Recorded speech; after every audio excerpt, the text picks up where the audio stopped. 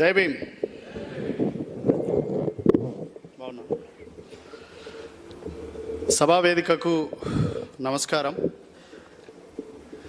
బహుశా ఈ వేదిక పైన కూర్చున్నటువంటి పెద్దలందరిలో, ఆ స్థానంలో కూర్చున్న వాళ్ళందరిలో నేనే చాలా చిన్న వయసు వాడిని.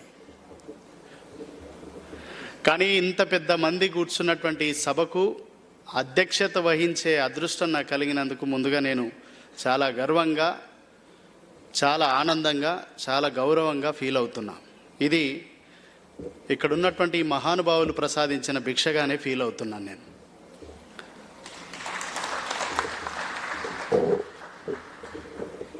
సభా వేదికకు అధ్యక్షత వహించడం అని అంటే ఎంత పెద్ద పనిష్మెంటో నేను ఇవాళ చూసిన. నేను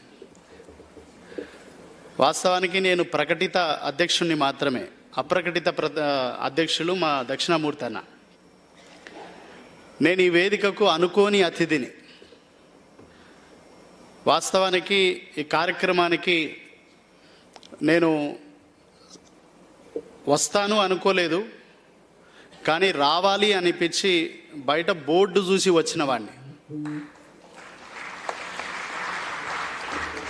ఇక్కడికి వచ్చిన తర్వాత పెద్దలు ఆ రూమ్లో కూర్చొని ఈ వేదికకు నువ్వు సభాధ్యక్షత వహిస్తే బాగుంటుంది, నిన్ను మేము మా ప్రతినిధిగా భావిస్తున్నామని అడగగానే నేను అంగీకరించిన. వాస్తవానికి సభా వేదిక మీద చాలామంది పెద్దలు ఉన్నారు, వారందరి పేర్లు ఇప్పటిదాకా అందరూ ఉచ్చరించిండ్రు. పెద్దలందరికీ నమస్కారం. మహానుభావుడు మంచిని మాత్రమే పెంచి చెడును తుంచిని మార్గం వేసినటువంటి మహా గౌతమ బుద్ధుడి మార్గాన్ని అనుసరించిన బుద్ధిజీవుల సభకు నేను ఇవాళ ఆఖరి వక్తగా అధ్యక్ష స్థానంలో మాట్లాడుతున్నందుకు నా జీవిత చరిత్రలో ఇది ఒక సువర్ణాక్షరాలతో లిఖించదగిన రోజుగా నేను భావిస్తూ, నేను రాగానే ఇక్కడ వేదిక మీద కూర్చున్నటువంటి మా అజయ్ గారు, జ్ఞానశేఖర్ గారు, తర్వాత సార్ కూడా నాకు కలిసి గుర్తు చేసిండ్రు, మీరు సాయి చంద్ కదా అని అన్నారు. సంతోషం నన్ను గుర్తుపట్టినందుకు. గుర్తుపట్టి సార్ ఏమన్నాడంటే, ఇవాళ కూడా పాట పాడటానికి వచ్చినావా అని అడిగాను. అడిగితే కొద్దిసేపు నేను అంటే కొంత ఇబ్బందిగానే ఫీల్ అయినా. అంటే సార్కు నా మీద ప్రేమతో, సారు నన్ను వాచ్ చేస్తాడు కాబట్టి, సారు నా పాట వింటాడేమో కాబట్టి ఇవాళ కూడా పాట పాడటానికి వచ్చినావా అని అడిగాను. కొద్దిగా నాకు ఇబ్బందిగానే కలిగింది, గుర్తుపట్టి అడిగినందుకు సంతోషం కూడా కలిగింది. అనంటే సాయి చంద్ అనేవాడు కేవలం పాటలు మాత్రమే పాడతాడు, పాటలు మాత్రమే పాడటానికి పనికి వస్తాడు అన్న ముద్ర వాళ్ళు వేసి మీరు వేస్తే ఇక మనం ఇంకా ఎప్పుడు ఎదుగుతామని అనిపించింది. మనం కనీసం బానిసలుగా సేవలు మాత్రం చేయటానికే ఈ దేశంలో పుట్టినమని ముద్రలు వేసి వాళ్ళు మనల్ని బానిసలుగానే ముద్రలు వేసి బానిసలుగానే గుర్తించిన వాళ్లను ఎదిరించాలని, దమ్ము ధైర్యంతో ముందుకు నడవాలని మహనీయుడు బోధించినటువంటి భాగ్యరెడ్డి వర్మ గారి జయంతి ఉత్సవాలకు మనం వచ్చాం. ఇక్కడ వేదిక మీద కూర్చున్న జూలూరి గౌరీశంకర్ అన్న, సాయి చంద్ అనేవాడు గర్కా ముర్గి దాల్కా బరాబరే కావచ్చు, కానీ we are the representative of Telangana government. మేము ఒక సహాయ మంత్రి హోదాలో కలిగినటువంటి ఒక కార్పొరేషన్ చైర్మన్లో మేము. సాయి చంద్ అనేవాడు 4 అక్షరాలు ఉట్టి పేరు కలిగిన వాడు కాదు. ఇప్పుడు ఆనాడు ఈ మహానుభావుడు ఎవరైతే మనం రాజ్యాధికారంలోకి వచ్చి తీరాలి, మాకు ఇన్ని సీట్లు కావాలని నినదించిండు, ఆయన నినదించడం వల్లనే కావచ్చు మేము ఇవాళ సగర్వంగా మైక్ ముందు వచ్చి ఈ హోదాలో మేము మాట్లాడగలుగుతున్నాం. ఆయన పెట్టిన సభలో మన్నించాలి పెద్దలందరూ కూడా, ఇది కౌంటర్ కాదు. ఇక్కడికి ప్రభుత్వ ప్రతినిధులు ఎవరూ రాలేదని ఆవేదన పడ్డ పెద్దలందరికీ కూడా నేను సవినయంగా మనవి చేస్తున్నా, సార్ రాలేని వాళ్ళు దురదృష్టవంతులేమో, కానీ వచ్చిన వాళ్ళం మీ బిడ్డలం సార్. బాబాసాహెబ్ అంబేద్కర్ గారు పెట్టిన భిక్ష వల్ల ఈ దేశంలో చదువుకుంటున్న పిల్లల్లో చదివిన పిల్లల్లో ఎదిగిన వారి వారసులలో మేము కూడా ఒకరంగా మేము సగర్వంగా ఈ వేదికను పంచుకుంటున్నాం సార్. మీకున్న ఆవేదన కంటే కూడా మాకు రెట్టింపు ఆవేదన ఉంటుంది. ఎందుకంటే మా వయసు 40 సంవత్సరాలు, మీ వయసు 60 దాటింది. మీకంటే ఎక్కువ గర్జిస్తున్నాం మేము. ఆయన అన్నాడు, పంచములము కాదు మేము ఈ దేశానికి పాలకులమని నిందించిన భాగ్యరెడ్డి వర్మ గారి సభలో మాట్లాడుతున్నాం. మేము అంటరాని వాళ్ళం కాదు, ఈ దేశపు మూలవాసులం మేమే అని 135 సంవత్సరాల క్రితం అమ్మ కడుపులో వస్తూనే కేకబెట్టిన ఈ మహానుభావుడి సభలో మాకు కూడా ఆవేదన ఉన్నది సార్. కానీ వాటిని మాట్లాడే సందర్భం, దాన్ని వెళ్ళిపుచ్చే సందర్భం ఇంకొకటిగా ఉండాలి. మేడం సుధారాణి గారు గొప్పగా చెప్పిండ్రు, ఈ సభలో మాట్లాడేటప్పుడు కేవలం ఒక మహానుభావుడి ఆశయం, ఆయన చేసినటువంటి సేవలు, ఆయన చేసినటువంటి త్యాగం గురించి మాత్రమే ఈ వేదిక మాట్లాడాలి అని అనుకున్నాం. గొప్పగా జరుగుతున్నది. చివరిగా మాట్లాడే అవకాశం వచ్చింది. వయసులో చిన్నవాడిని ఏమైనా తప్పుగా మాట్లాడితే మన్నించాల్సిందిగా సభికులందరినీ కూడా మనస్ఫూర్తిగా కోరుకుంటున్నాను. మేము బయట చాలా మాట్లాడుతున్నాం సార్ ఈ ఆవేదనని. మీరు మమ్మల్ని వాచ్ చేస్తున్నారో లేదో. కేవలం ఈ సాయి చంద్ అనే పిల్లవాడు 20 సంవత్సరాలుగా ప్రశ్నిస్తున్నాడు సార్. ఎవ్వడు చెప్పిండురా మీరెక్కువ జాతోళ్ళని, మీకేడా రాసిండురా మేము తక్కువ జాతోళ్ళని, నిన్ను నన్ను గన్న తల్లి భారతమ్మ ఒక్కతే, నువ్వు నేను బతుకుతున్న భరత భూమి ఒక్కటే, నీకు నాకు నడుమ కులం అడ్డు గోడ ఏందిరా, నీకు నాకు నడుమ కులం అడ్డు గోడ ఏందిరా, ఈ కులం అనే కుళ్ళును రాసిన గాడిది కొడుకు ఎవడురా, ఎవ్వడు వాడెవ్వడు వాడెవ్వడు ఎవ్వడు ఎవ్వడు ఎవ్వడు చెప్పిండురా మీరెక్కువ జాతోళ్ళని, ఏడా రాసిండురా మేము తక్కువ జాతోళ్ళని.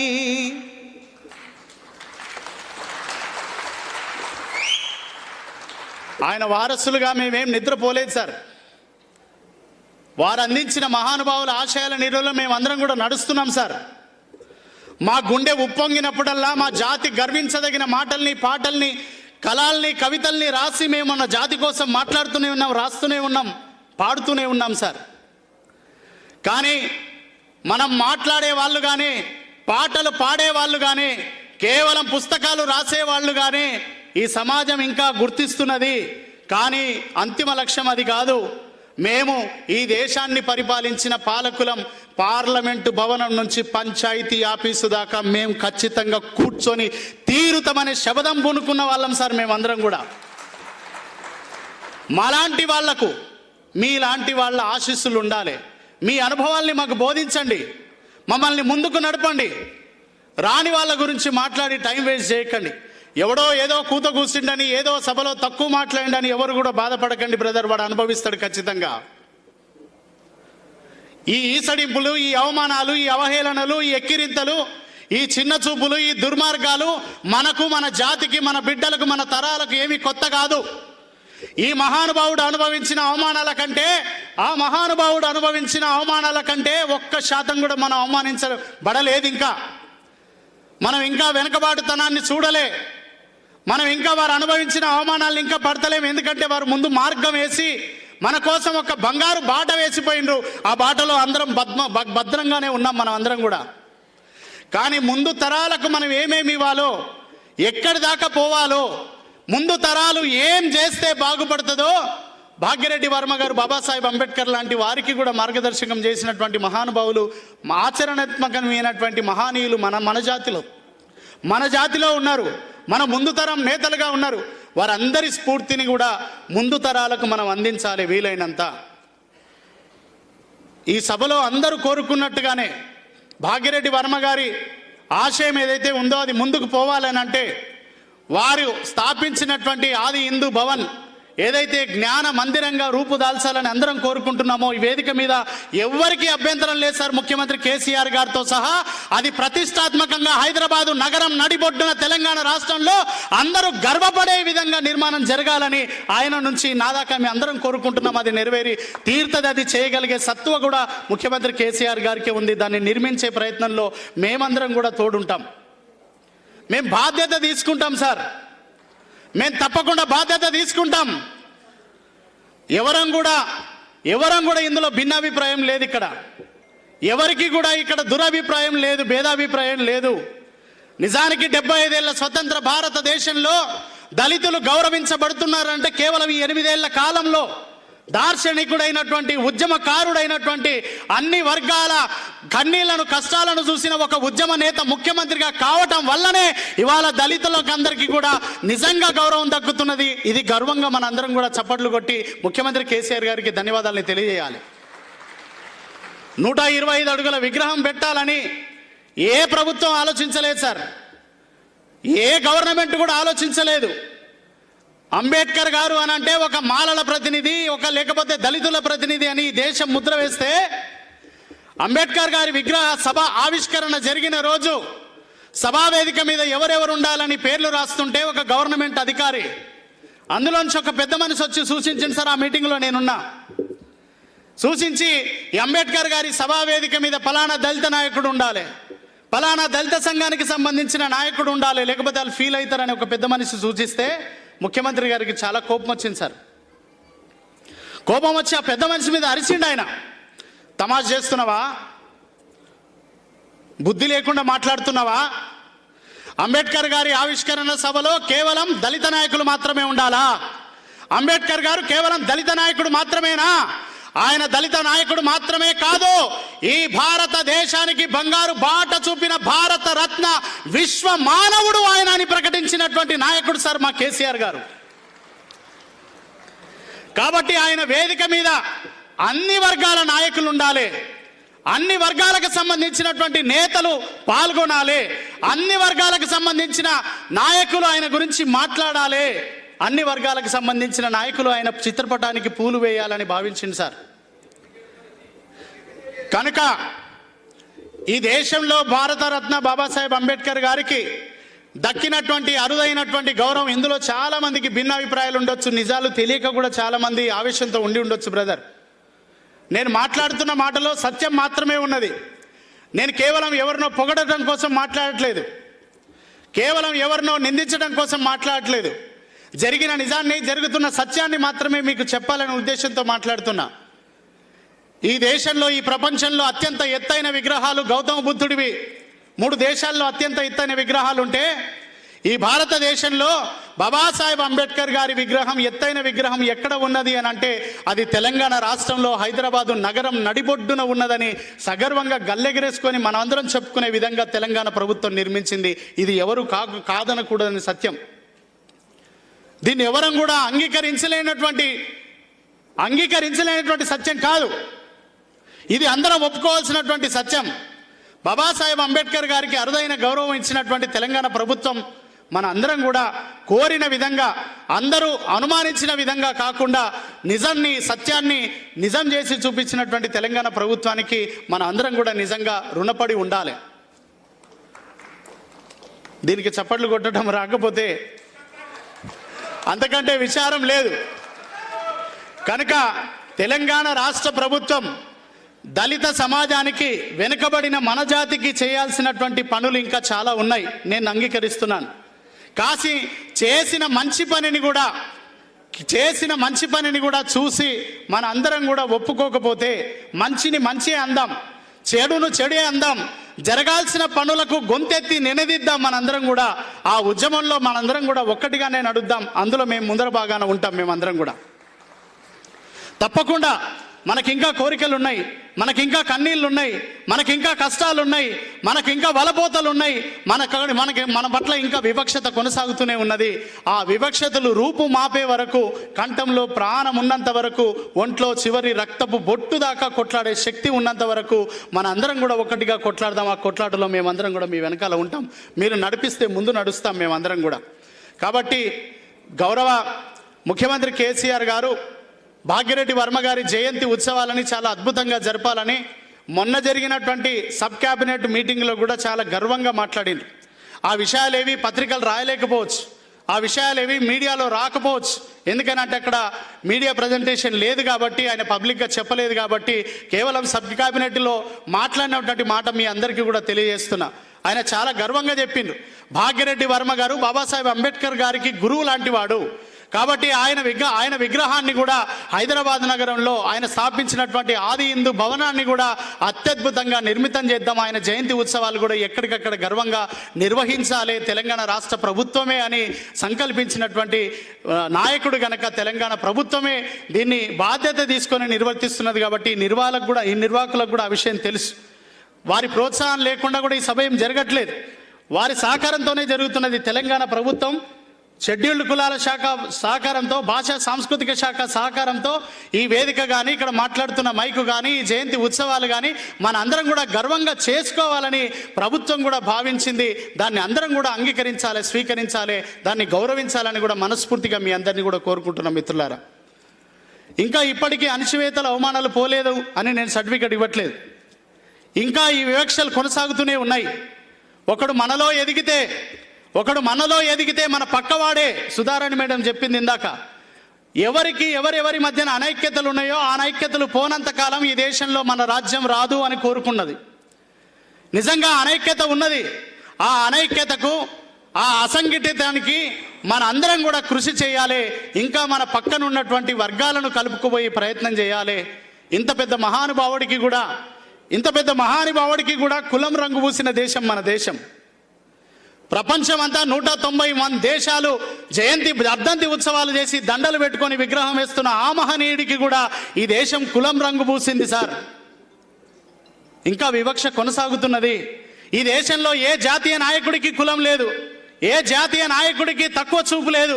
కానీ మన నాయకుడికి మాత్రం తక్కువ చూపు ఉన్నది, మన నాయకుడికి మాత్రం కులం రంగు ఇంకా ఉన్నది. విశ్వమానవుడిగా బాబాసాహెబ్ అంబేద్కర్ గారు ఇంకా విలసిల్లుతున్నా ఈ దేశం అవమానిస్తూనే ఉన్నది. కనుక అవమానించిన దేశానికే రాజ్యాంగం రాసినటువంటి రాజ్యాంగ నిర్మాత బాబాసాహెబ్ అనుభవించినటువంటి కష్టాలు, కన్నీళ్లు, అవమానాలు, అవహేళనలో మనం చాలా తక్కువ చూసినాం. గనక వారి బాటలో వారు ఆశించినటువంటి సమాజాన్ని నిర్మించేంత వరకు వారి వారసులుగా, వారి బ్లడ్ గ్రూప్గా, వారి డిఎన్ఏగా ఈ సభలో కూర్చున్న ప్రతి ఒక్కరి ఆవేదన సాక్షిగా రాబోయే కాలమంతా మనదే, మన బిడ్డల భవిష్యత్తుగానే ఉంటుంది. ఈ భారతదేశం వారు కోరుకున్నట్టుగానే మన రాజ్యం కావాలి, మన దేశం కావాలనే నినాదం, పోరాటం, ఉద్యమం ఏది నిర్మితమైనా ఆ నిర్మితమైన ఉద్యమంలో చివరిదాకా ఉంటుంది, ఊడుతుంది సార్. ఈ పోస్ట్ ఎన్ని రోజులు ఉంటుంది? ఇంకా ఈ పోస్ట్ ఉన్నందుకు ఇట్లా మాట్లాడతలేను నేను. ఈ పోస్ట్ ఇంకా 4 నెలలు అయితే ఊడిపోతుంది. బహుశా ఇంకేదైనా ఎవరైనా ఆశీర్వదిస్తే పోస్ట్ రావచ్చు, రాకపోవచ్చు. కానీ వారు పంచిన ఆశయం ఈ బ్లడ్లో ఉన్నంత కాలం ఈ దేశం బహుజనుల రాజ్యం కావాలని, ఈ దేశం మా రాజ్యం, మా పాలి కావాలని కొట్లాటలో మేమందరం కూడా ముందు నిలబడతాం. కానీ జరుగుతున్న వాస్తవాల్ని కూడా గమనించి గుడ్డిగా, వెరీ బ్లైండ్గా ఒకరిని వ్యతిరేకించాలనే మూస పద్ధతిలో మాత్రం ఎవరిని కూడా వ్యతిరేకించొద్దని నా విన్నపం, నా విజ్ఞప్తి కూడా. కాబట్టి మంచి చేస్తున్న తెలంగాణ ప్రభుత్వాన్ని కాపాడుకోవాల్సినటువంటి బాధ్యత మన అందరి మీద ఉన్నదని, ఈ ప్రభుత్వం మళ్ళీ రాబోయే కాలంలో అనేక సంక్షేమ కార్యక్రమాల్ని మన జాతి కోసం, అభ్యున్నతి కోసం చేయాల్సి ఉన్నది. చేసే క్రమంలో వారికి సలహా కానీ, సూచన కానీ, కోరిక కానీ, అభ్యర్థన కానీ పెట్టే ముందు వరుసలో సాయి చందుగా, జూలూరి గౌరీశంకర్ అన్నగా, లేకపోతే పెద్దలు అన్న అజయ్ అన్నగా కానీ, సుధారాణి మేడంగా కానీ, శ్రీనివాసరెడ్డి గారిది కానీ ఎవరైనా కానీ ముందు భాగంలో నిలబడతామని మళ్ళొక్కసారి సభాముఖంగా మీ అందరి పక్షాన హామీ ఇస్తూ నాకు ఈ అవకాశాన్ని ఇచ్చినందుకు, నా మాటల్లో ఎవరైనా నొచ్చుకొని ఉంటే, నా మాటలు ఎవరికైనా కఠినంగా అనిపించి ఉంటే నన్ను మనస్ఫూర్తిగా మీ బిడ్డగా అందరూ కూడా ఆశీర్వదించాలని, మన్నించాలని కోరుకుంటూ జై భీమ్, జై భీమ్. ఇదైనా గట్టిగా అనాలి కదా, జై భీమ్, జై భీమ్. జోహార్ భాగ్యరెడ్డి వర్మ, జోహార్ బాబా సాహెబ్ అంబేద్కర్.